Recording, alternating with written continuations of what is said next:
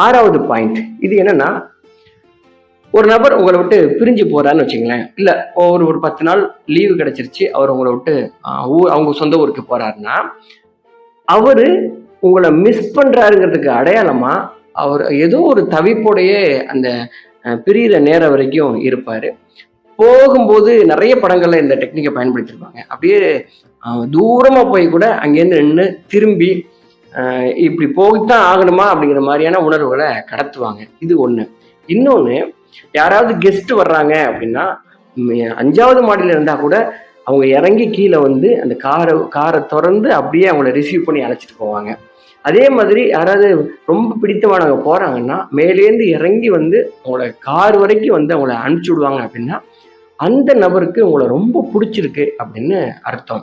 நம்ம நெறைய இந்த சோசியல் மீடியாக்கள்ல இந்த மாதிரியான வீடியோக்கள் பார்த்திருப்போம். என்னன்னா, கல்யாணம் ஆகி